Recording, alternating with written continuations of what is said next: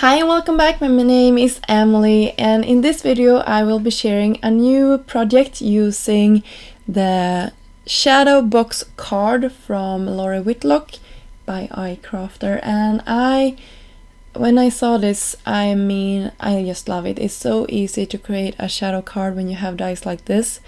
But of course I needed to make it harder than it actually is. I don't know why I always do that, but I decided to go ahead and create a backer piece for my shadow box. And you can see I just drew with a pencil the width of our box there, or our die.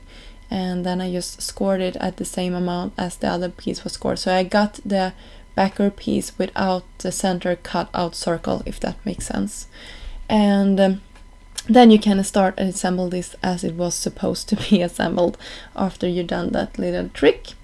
So here it is. I'm just making sure that I have everything aligned, and I have my smaller piece inside, making sure that I have everything aligned. I'm just using some super strong double-sided adhesive. This is some score tape, and I'm just making sure that I have it aligned where I wanted my other piece to be, and you will see that I will fibble around with it a little bit.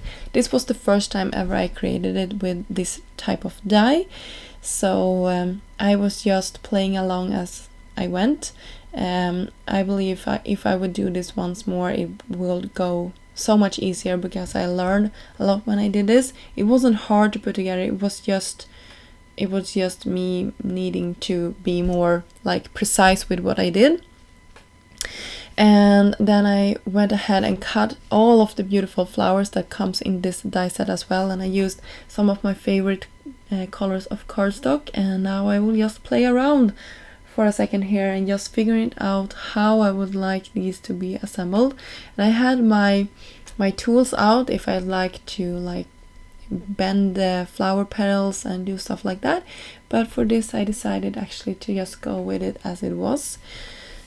And when I had created a lot of these flower arrangement, I went ahead and also created larger clusters, and I used my branches there and everything just to make these stick together. And that also made the process of creating my card later on very, very fast. So if you are cutting out these, please make sure that you cut out a lot of them so you have some on hand. And I have a lot of leftovers that you can use, or I will use for other projects in the future. So here you can see how I'm starting to assemble my clusters here by just putting some leaves and flowers together, and I used a combination of just glue and some with foam adhesive as well. So I got some dimension. I just love this. I think it turned out super pretty. And when I was done with all of that, I could just easily take my clusters and adhere them to the frame and to the inside of our shadow box. And this will turn out to be a Mother's Day card, so I used really springy and girly, if I can call pink and coral and like paper bag colored cardstock girly, then that is what I am doing here. So you can see I'm trying to get dimension on all of my sections here, so I have really this full cluster of flower arrangement, and I just love how that turned out. You can see I'm fiddling around with it a little bit, and when I was done with that, then I'm closing my box up because I thought it was easier than just fiddling around with it when it was closed. And then you can see one of my clusters fell off when I did this, so I will just adhere it once more. I'm an impatient crafter if I haven't said that before.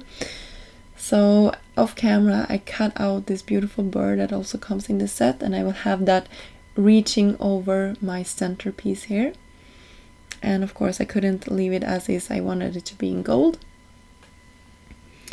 And then of course my mother will also be cut out of some gold glitter cardstock and tucked underneath that flower.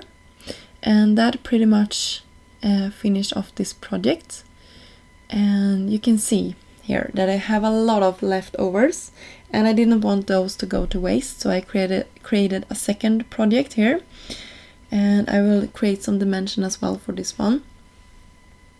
And I took my circles that the die cut out, and I will use those for my center part here.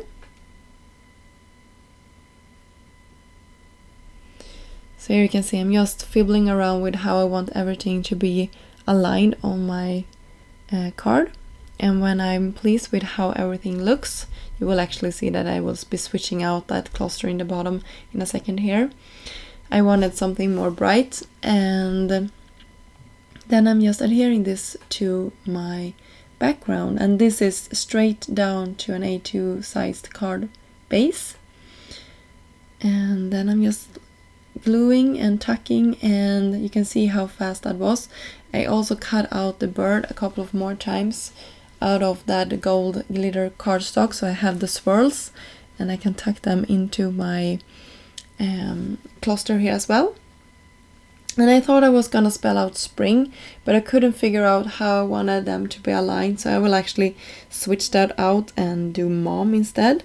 And of course I couldn't leave it as is. This is probably when I went overboard, because now I'm like spritzing sprinkles of black on top of my card here. And if I would do this again, I probably wouldn't do this step because I think it looks a little bit messy now. And I don't like messy. I like it when it's clean and fresh looking, so I would probably skip that step if I would to do this card once more. But in the process here, I liked how it looked. So to my defense, that is what I'm saying. But I oh, also that is really fun. I use some embellishment to the middle section of my flowers. That is also really helpful for my flowers to pop on top of my card. And here you can see that mother that I also cut out.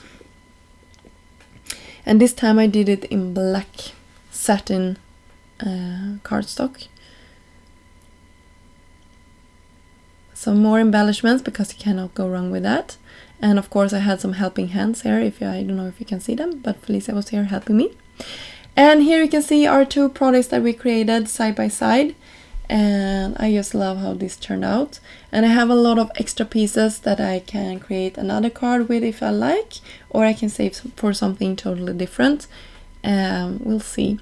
And a tip is to save them and keep them in the same pocket as you're keeping your dies in, because then you will probably use them a little bit more than if you have them on a separate board on your desk. Until next time, I hope you have a great day. Bye!